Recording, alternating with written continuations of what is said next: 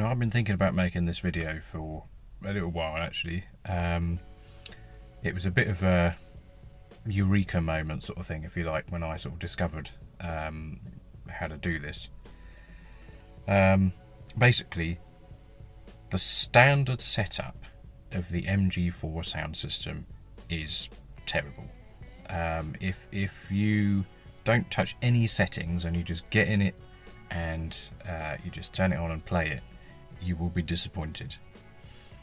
The thing with the MG4 sound system is basically that it needs, for some reason, it's really badly optimized from a kind of standard. It needs optimization to get the best out of it.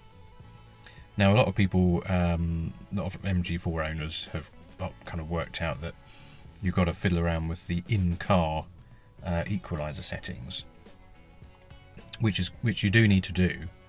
But what I've discovered is you need to go. It's all right like that. But you need to go one step further to get the best out of it, and that's where you need an app on your phone. Now, unfortunately for Apple users, the app is only available on Android. I mean, I've been an iPhone user for a long time. I've had Androids as well, but I've recently switched to Android, which is how I discovered this kind of audio fix, if you like. So looking at the cars menu, obviously you go into settings and then you go into volume setting, and as you scroll down you've got, well, there's a variety of settings actually, which I will talk about, but obviously the first thing everybody does is go on to the equalizer. Now, these are my settings which I think get the best out of it. 80 Hz is quite high, it's quite MIDI, although generally this end is bass and this end is treble. 80 Hz is quite high, that's quite a mid frequency, but in any case, stick that up. I used to have 500 Hz up at maximum, but I've recently realised it's actually a bit better lower down, and you'll realise on the app that I employ a similar EQ style, which is basically high for the bass, drop down, still maintain a bit of mid, possibly you can up the mid sometimes, and then drop it down, and then for the sort of mid to high range, and then up again for a little bit of treble boost. Now, that's the settings I use. That's the decibels, 7, 3, 3, 1 and 3. I think that works well. Now the next thing you have to consider is some of these other settings. So I've got loudness is on. Sound field balancing, obviously I try and keep that. It's a bit difficult to kind of get it exactly in the middle sometimes, but I try and keep that as central as possible. Reseat silent off. Now Archimedes 3D sound, this needs to be on. If you have that on off, it sounds terrible. So driver or all passengers. Driver doesn't sound bad, but I feel like all passengers is a bit more. It's a bit more kind of around the whole car. It sounds more like you're kind of in the music rather than it just being, just directly in front of you. So driver's okay, but I think all passengers is the best. Now virtual subwoofer, this is the one that will probably surprise people. I have that off, but only because of the app. If I wasn't using the app, then yes, I would have that on. But using the equalizer app, which I'll show you later, that needs to be off. Otherwise, it just distorts the speakers. So there we go. That's the car settings. So now I'm going to talk about the app, which I'll show you on the phone down here. So the app itself is called Power Amp Equalizer. You can find it on the Play Store. I mean, mine says time limited premium trial. I haven't found a limit yet. I've had it for over a month. So I'm happy to pay for it, but I haven't actually been asked to pay for it yet, so leaving that as it is at the moment. But basically, this is the sort of equalizer settings that I've gone with. Now, there's a couple of changes that you will need to make to kind of replicate these. So firstly, within the settings and equalizer settings, I have gone into, firstly I've got direct volume control off. Then the next thing I've gone into is the graphic equalizer bands. Now by default this comes with 10 bands, but I've actually increased it to 12. So as you go down you can set your number of bands here.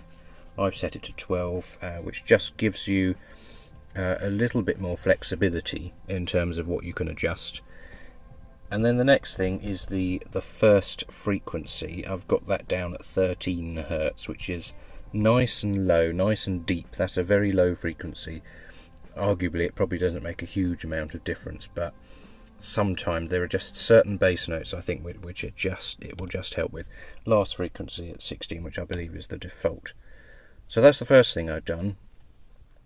And then the only other thing that you need to do within the equalizer settings is to go into the tone, and basically this is tone is the kind of there's two bass and treble kind of dials, if you like, on the main screen. Now the bass frequency I've got set down to 34. By default I think it's quite a bit higher, so 34 is kind of a it's low. Typically 32 is the lowest you get on a kind of graphic equalizer, but 34 is about right for that adjustment, as well as the kind of the main graphic equalizer. So I think that's easily adjustable. So when you're listening to music, occasionally you might find it, if it's a particularly bassy song, you might want to just drop it down slightly. That's where you'd use the bass button or dial. And 34 seems to be a good frequency for that, and then I haven't touched any of the rest of it, so that's it. So this bass dial here, that's at 34 Hertz, which seems to be a nice, easily adjustable. If it's ever a bit too much bass, just drop it down a bit, and that'll help. But generally I run it at around 100%. So these are the settings I've got. The first setting, preamp, I've got that down. That basically allows you to it decreases the overall volume, which isn't a problem because nobody listens to it at full volume, but allows you to add a bit more bass basically. So the lowest frequency at 13 and 25, I've got at maximum.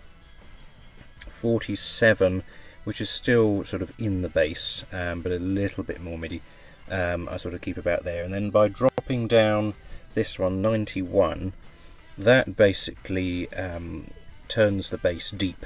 There's a certain mid-tone that it just takes out, and it suddenly just makes the bass sound a whole lot deeper without losing the kind of important notes you want to hear in the music, and that is maintained by keeping these, this sort of mid-range 175 and 330, keeping those up quite high. So I mean, I tend to listen to a lot of rock music, and this highlights the guitar sounds pretty well, so that's great. But it works for all types of music.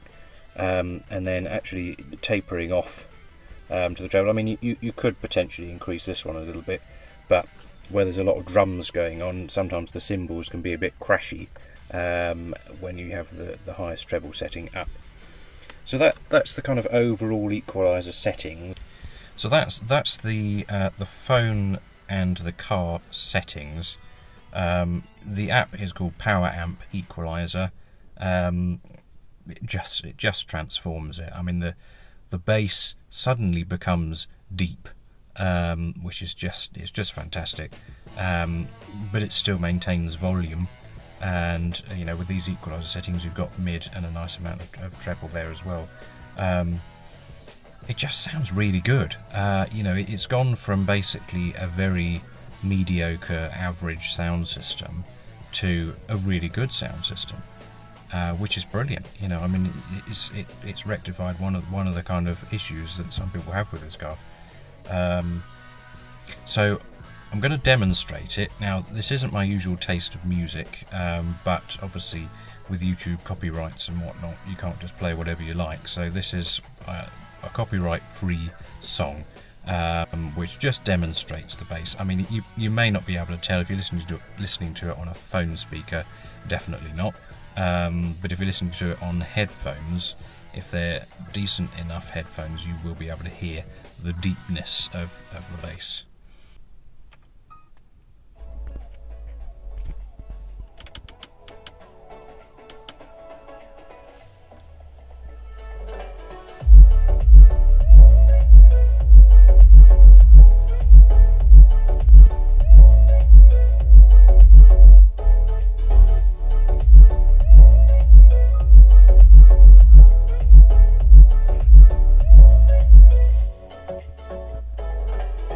So as I say, if you've got headphones in, you can probably hear the deepness of the bass, but honestly, it sounds like there's a subwoofer in here, which is actually kind of a half-decent woofer that's actually capable of some pretty low frequencies. I mean, I don't know what the speakers are in this, I don't know what wattage they are, I don't know what frequency response they're meant to have. But honestly, right now it sounds like I've got a subwoofer somewhere. It's quite surprising when you hear it like this for the first time.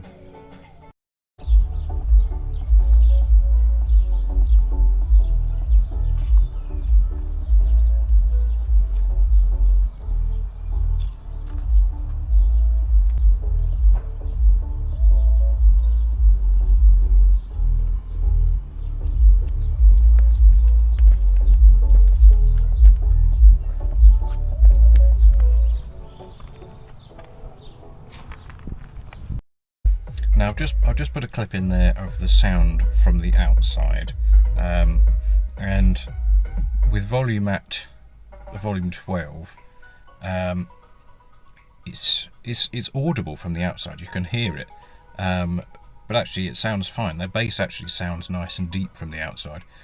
Sometimes you get where people are blasting music in their little hatchbacks, and all you can hear is the speakers blowing from the outside, and it just sounds terrible. But at this volume, the bass actually sounds nice and deep, and again, it sounds like there's a subwoofer in the car. So very impressive, actually. So yeah, that's the video. I just wanted to get this out there, just to kind of share this discovery that actually the sound system's actually pretty good when it's optimized. So I hope you enjoyed watching it. So yeah, I mean, if you like it, like the video, subscribe.